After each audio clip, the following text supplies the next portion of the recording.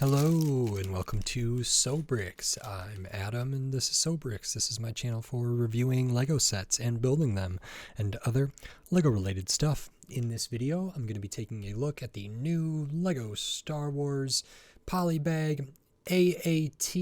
This is set number 30680. It has 75 pieces and I paid $5 for this. So this is part of the 25th year since The Phantom Menace, since episode 1. This was featured in that movie, and I have the old Lego set of this, the Playscale one. Maybe I'll dig that out. So from like 2000 or 1999 or 2001, or very early on in the Lego Star Wars era, and so it'll be nice to look at these. But this is a relatively new polybag. It's one that came out alongside some other ones recently, maybe at the beginning of April or something like that, and so I was pretty excited about it. I did like the mini X-Wing fighter that they did, I think last year or 2 years ago, and so we have another kind of micro build like this in the polybag format, so I'm excited to take a look at it. So in this video, I'm going to open this up, I'm going to put this together, and then I'm going to share my thoughts on it. So while I build, I will speed the video up, and then I'll slow it back down to review this set. So until then, enjoy. Okay, so while we look at the build for this Lego Star Wars Polybag AAT, I just wanted to say thanks for watching and then remind you, if you like this video, click the thumbs up. If you like my other videos, click the subscribe button. And I do have the first ever Lego model of an AAT from way back in the day that I compare this to at the later part of the video, so stay tuned for that. And that's it for now. On to my review for this set. Okay, so here we have the new Lego Star Wars Polybag for the AAT. This is cool. This is really nice, and I was a little bit iffy. I think I had a pretty good sense of the scale given the polybag and the initial image, and it feels about right. Let me grab the other kind of micro thing I have here, which was the X-Wing from not too long ago. So not too different in size. I mean, I really liked this X-Wing actually, and I really like this AAT as well. So I hope they continue to do these. I like building at this scale. It reminds me of building the kind of Speed Champion polybags and other stuff like that, which I do enjoy. I covered one somewhat recently. So we have this AAT. And this is pretty cool. So from episode 1, I think this is this a droid vehicle? Maybe? I'm not positive, but I feel like it might be. Or a clone vehicle, I can't remember. But it has a very specific shape there. It sort of hovers low to the ground, and it's sort of a tank looking kind of vehicle. So we have kind of this big front, kind of wide rounded section there with these kind of bigger corner pieces, which is nice, and these slopes. Color choice is really good there. The bottom starts with a 2x4 plate and then some of these angled plates.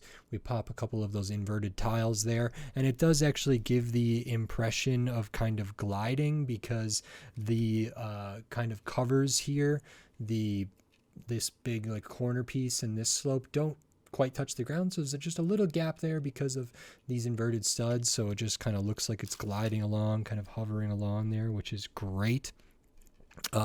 Above that we have this, which I don't know if it's a hatch or if it's something else. I'll talk about that in a minute.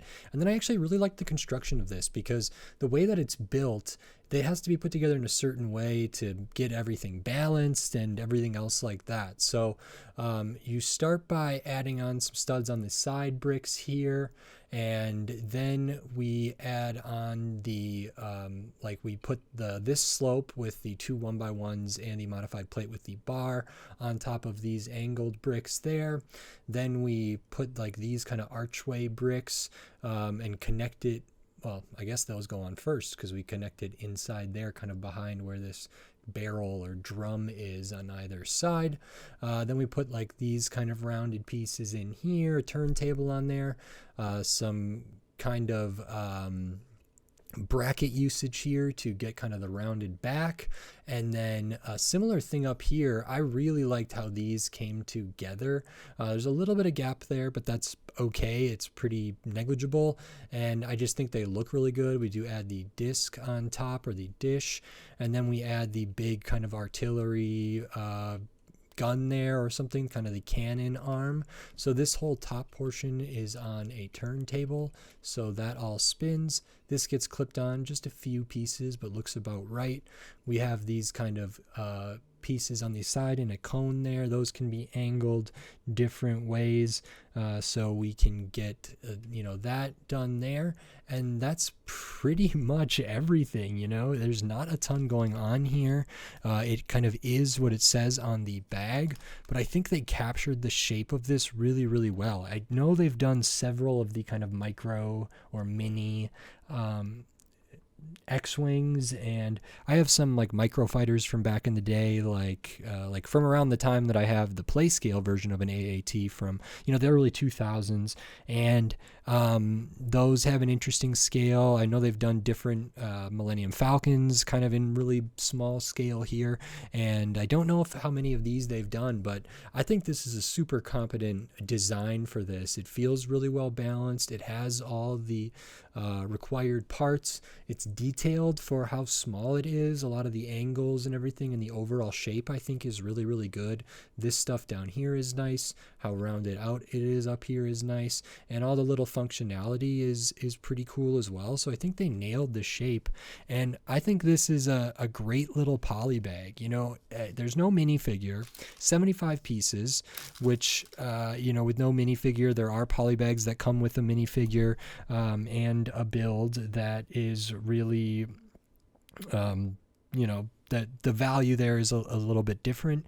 As far as value for this, I can't remember how many pieces the Millennium Falcon have. I want to say it had maybe in the 80s, and I think that one probably had more like 1x1s and more smaller pieces. This one does probably have more, like substantial pieces here, which I think is important. Same for these big kind of slopes here as well. And overall, I'm at this point in 2024 used to paying $5 for a poly bag, and so I think it's acceptable. I think it would be great if they threw a minifigure in here, and I think they could afford it and they would still make a whole bunch of money.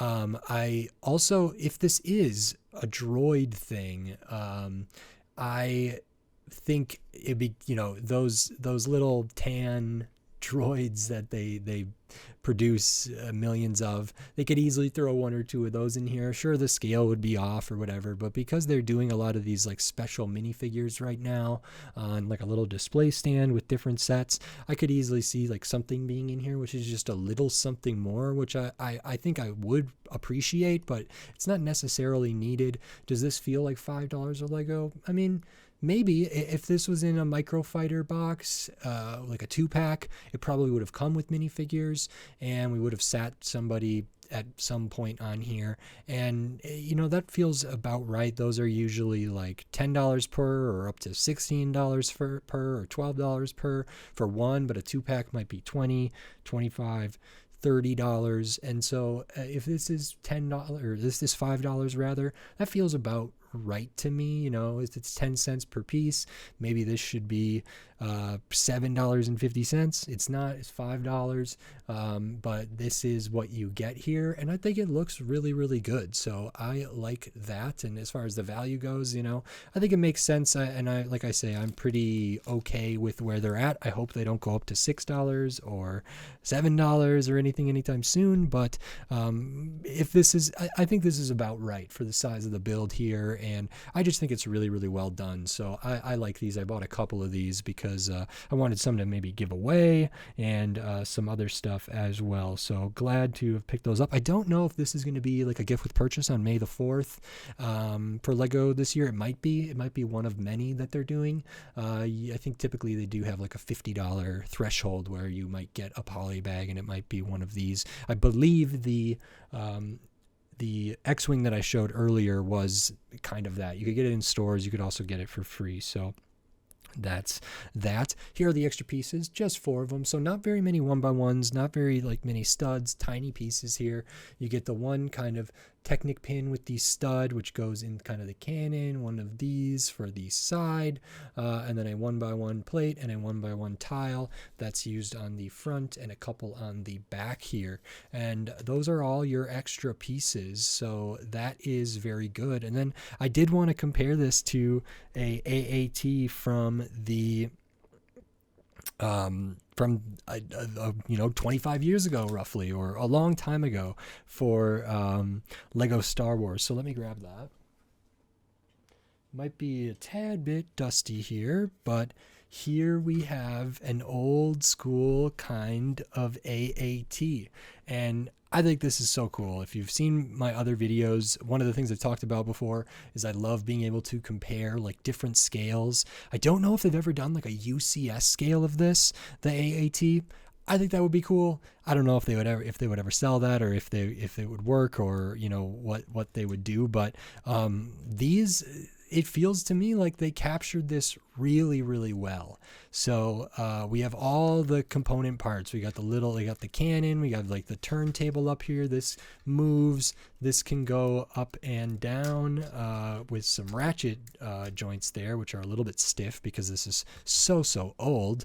And we do have kind of the rounded top up here. This was an interesting piece they used to use more. I don't know if this piece is just permanently retired. And look, there is one of those little droids in there right now. So this kind of piece for the hatch, I don't think I see used all that much. It has just a tile on it right now. But it's kind of a neat little piece that's used right there. And so they could have easily included one or two of these in this poly bag. These are so cheap. Oh, this one actually has printing on it. Very, very cool. So good to get that well, this is the old one, but they could have done something like that. They also could have done, they make those like figurine minifigures, those super tiny kind of minifig statuettes. Maybe they could make a droid version of that, and then it would be closer to scale or something. And that would all be kind of neat. Let me see how this goes back in there. And this set is old and but very, very cool to me. So some of these ratchet joints are just a little bit stiff right now, so maybe you have to oil them up or whatever. Not oil, but try to get them to loosen up a little bit here. But I think they really, really nailed the shape here. So we got the big front with these big kind of curves. We got these barrels on the side or whatever, which is right here. And then we build out the back in a really nice way. So this is on a turntable up here, so that goes back and forth. We do have kind of the cannons right there. I think this part right here on this kind of angled piece is what this is supposed to be, with that 1x1 on the clip there is kind of supposed to be like that, which is neat. And actually there's another little droid in there as well, so there's a little hatch there. And then looking at the back, this is interesting because this used to be way more common with Lego, that we would see pieces of other colors that maybe shouldn't be as visible or wouldn't be in modern times. So we do see some of the blue bricks and plates that were used in this. We also see some like minifigure accessories here, as well as like a little area down there.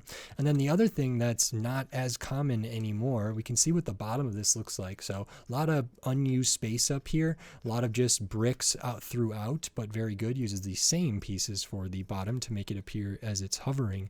But these big pieces here are printed, as are these ones. Printed pieces here. So they get this really nice gradient there. We've printing like all the way almost to the edge, and the printing quality is pretty good as well. So I think these look really, really clean and nice, even though they're very, very old, and they don't maybe do printing on like big pieces like that as much. I think occasionally, and depending on the type of set they might, but like when I just looked at the UCS land speeder, it did have some some bigger kind of pieces. They make a piece now that it's almost like one of these, but it's just this portion of it, like 4 or 3 studs, and it's just this curve there that was on the front, and you did have to put a sticker along that curve on that UCS land speeder. So these are printed, which is very, very cool, and this is also printed here, which is very nice. So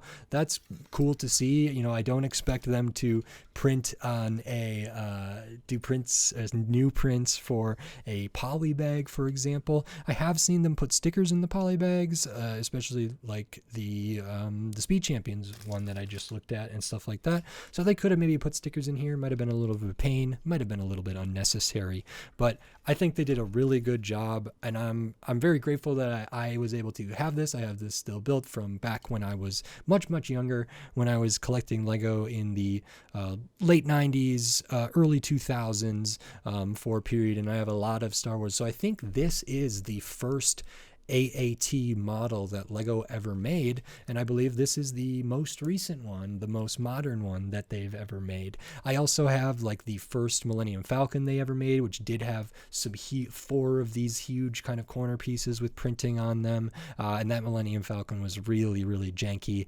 And I have like some of a lot of the old Lego sets from Lego Star Wars, and now here we are 25 or 20 years later, 25 years later, since Lego Star Wars has been a thing, and since episode 1 and everything, and I'm still doing it, and Lego's still doing it, and a lot of people are still doing it. So that's really cool, and I think it's neat to have this kind of represent that, and I'm very happy to be able to show like the evolution and just some of the changes here, and I think that's really, really cool. I love looking at different scales of the same model, and I think these are excellent. I think these both look really, really cool together, even though, you know, there's much different techniques. You know, obviously in this one we have a lot more studs visible here. In modern times, they maybe would tile some of this out a little more, or just use like a 2x6 tile instead of, you know, a plate here. There's other pieces in here that might not be around anymore, and other different techniques and different things that we don't see as much, but overall very, very cool. I'm very, very happy about this, if you can't hear from the sound of my voice. So very glad I got to show this alongside this new polybag version here, and I don't know how many pieces this one is. Whoops, I lost one of the pieces off the front from a headlight brick there, but I don't know how many pieces this is. I'd have to check. I'd have to go look at I don't have the box. I have the instructions. I could look it up online. I don't know the set number, but you know, it's pretty great, pretty cool. So I'll put that aside now.